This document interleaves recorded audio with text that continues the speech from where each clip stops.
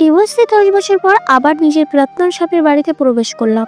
এত বছর পর নিজের ফেলে যাওয়া সংসারে আবার আসতে হবে কিংবা আসতে পারবো তা কল্পনা বা স্বপ্ন কোনোভাবেই কখনো মাথাতে আসেনি। তার নতুন সংসারে নতুন বউ, এমনকি একটা ফুটফুটে মেয়ে ছিল। তার এই সুখের সংসারে আমার জায়গা না হওয়াটাই স্বাভাবিক ছিল। তবে সৃষ্টিকর্তার পরিকল্পনার কাছে সকল কিছু হার মেনে আবারও আমাকে আসতে হলো হৃদের বাড়িতে। সমাজ কিভাবে নেবে, মানুষ কি বলবে, সব কিছুর পরোয়া পিছনে ফেলে কোনো এক অদৃশ্য মায়ের আবদ্ধ পিছুটান আর প্রিয় সেই মানুষের প্রিয় সেই সংসারের কাছ থেকে দেখার লোভ আমাকে এনে দাঁড় করিয়েছে হৃদের দরজায়। নিজেকে আর আটকাতে পারিনি এই সুযোগ থেকে। কলিং বেল চাপতেই দরজা খুলে দিল রিদিকা। আসসালামু আলাইকুম। তুমি কি পুতুল আম্মু? বুঝলাম, তিশাই হয়তো বলে রেখেছে আমি আসবো আর আমাকে পুতুল আম্মু বলতে শিখিয়েছে। হ্যাঁ, আমি পুতুল আম্মু। আসো আসো, মা ভিতরে আছে।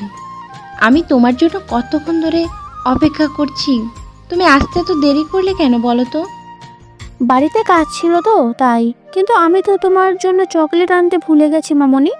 বিকেলে এনে দেবো কেমন? সমস্যা নেই, বেশি চকলেট খেলে দাঁতে পোকা ধরবে, তাই আমি কম কম চকলেট খাই। মা বলেছে বেশি চকলেট খেলে মায়ের মতো অসুস্থ হয়ে যাব আমি। রীতির সাথে কথা বলতে বলতে তিশার রুমে চলে আসলাম।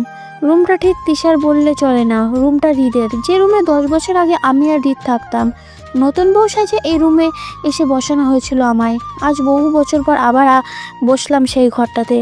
আমাকে দেখে তিশা শুয়ে থেকে উঠে বসলো। মা দেখো, পুতুল আম্মু এসে পড়েছে। রিদি বলছে, আপনি এসেছেন আপু? আমার যে কি ভালো লাগছে বলে বোঝাতে পারবো না। তা আন্টি, ওরা কেমন আছে? আছে ভালোই, এ বয়সে আর কেমন থাকবো। আসতে দেরি হলো, নতুন বাসা সব কিছু গোছগাছ করে রান্না করে এসেছি, আবার সন্ধ্যায় চলে যাব। হঠাৎ কিছু একটা পড়ে যাওয়ার শব্দ কানে আসতেই তিশা সহ আমি ছুটলাম কি হয়েছে দেখতে। রান্নাঘরে আসতেই দেখলাম আমার শাশুড়ির হাত থেকে ভাতের হাঁড়ি পড়ে গেছে। আমার শাশুড়ি বলা চলে না এখন, যেহেতু আমার ডিভোর্স হয়ে গেছে। কি বলে সম্বোধন করব বুঝছি না। তিশা ধরে ধরে উঠালো ওনাকে। হৃদের মা হয়তো জানতো আমার আসার কথা, তবে আমার সাথে কথা বলতে ইতস্ত বোধ করছেন। তিশা অসুস্থ থাকার কারণে হয়তো ওনাকে এই বয়সে রান্নাঘরে বসতে হচ্ছে। ভাগ্যের কি নির্মম পরিহাস। 10 বছর আগে আমি রান্না করে অফিস যেতাম, আবার অফিস থেকে এসে রাতে রান্না করতাম। খাবারটা গরম করেও খেতেন না আমার শাশুড়ি, আর সে মানুষটা আজকে এই বয়সে রান্না করতে হচ্ছে। তিশা, তুমি ওনাকে নিয়ে রুমে যাও, বাকি রান্না আমি শেষ করছি। আপা, আপনি রান্না করবেন? তিশা উত্তরে ছোট জবাব দিল, সমস্যা নেই, অভ্যাস আছে। হৃদের মা আমার দিকে এক পলক তাকিয়ে চোখ সরিয়ে নিল। তার চোখে মুখে অপরাধের ছাপ স্পষ্ট। কথা বাড়ালাম না, তিশাও চলে গেল শাশুড়িকে নিয়ে। রান্না করতে করতে মনে পড়ল পাঙাশ মাছের হৃদের অনেক পছন্দ ছিল। পৃথিবীতে এত এত মাছ থাকা সত্ত্বেও তার প্রিয় মাছের তালিকায় একদম উপরের নামটা ছিল পাঙাশ। যে কয় মাস এ বাড়িতে ছিলাম, সপ্তাহে 5 দিন কম থেকে পাঙাশ মাছ রান্না করতে হতো আমাকে। পাঙাশ মাছ ভাজা, পাঙাশ মাছের দোপজা বোনা, পাঙাশ মাছের রসা, আরও কতভাবে যে করতাম। আর হৃদ খেয়ে বলতো, তোমার হাতের পাঙাশ মাছ ঠিক তোমার মতো স্বাদ। মনে করে ঠোঁটের কোণে এক নিচের অজান্তে হাসি এসে পড়ল। রান্নাঘরে ফ্রিজ করে পাঙাশ মাছ খুঁজতে পেয়েও গেলাম। মুরগি মাংস মতো সকল মশলা দিয়ে কষিয়ে রান্না করলাম। সচরাচর এভাবে মাছ রান্না করা কমই হয়। রান্না শেষ করে দিদিকে গোসল করিয়ে বিকেলে বাড়ি এসে পড়লাম। শত জোর করেও তিশা খাওয়াতে পারিনি। বলে এসেছি কাল খাবো, এখন থেকে তো প্রতিদিন আসতে হবে। হৃদের মা আর আমার সামনে আসেনি। হৃদের বাবা বিছানায় পড়া, শুয়ে থেকে উঠতে পারি না একা কারো সাহায্য ছাড়া। এই বাড়িতে হাসপাস লাগছিল অনেক। এত বছর পর নিজের হারানো সংসার কেমন এক অনুভূতি বলে বোঝানো সম্ভব না। 10 মিনিট দ্রুত বাসায়, এই বাড়ি থেকে আমি যে নতুন বাসায় উঠেছি তার হেঁটে এসে ক্লান্ত হয়ে চেয়ারে বসে পড়তেই সামনে এক গ্লাস পানি ধরলো। জানি এটা আর কেউ না, ঝিমের হাত। সবসময় বাইরে থেকে আসলে ঝিম পানি এগিয়ে দেয়, সকল কাজে হাত লাগায় আমার সাথে। আমি মানা করলেও করবেই। তার মতে আমার কষ্ট হয় সব একা করতে, তাই সে সাহায্য করলে আমার কষ্ট কম হবে।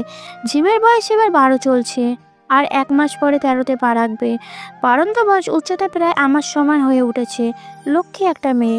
অন্যথায় রিমের বয়স 10, বয়সে ঝিমের থেকে ছোট হলেও বেশ চঞ্চল, সারাদিন এটা সেটা খুঁটিনাটি করবেই। তবে একটা দিক দিয়ে দুজনের অনেক মিল, দুজনে আমাকে ছাড়া ঘুমোতে পারে না, আমাকে ছাড়া খাবার খাবে না, এই অভ্যাসগুলো তারা একমত। মা এখন এলে? আর ওই আন্টিটার শরীর কেমন? সারাদিন কি কি করলে?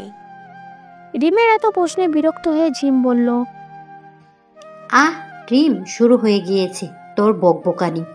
মা মাত্র এসেছে, ফ্রেশ হবে, খাবে, তারপর তো সব শুনতে পারবি নাকি? না বাবা, আমার আবার তোর মতো এত ধৈর্য নেই।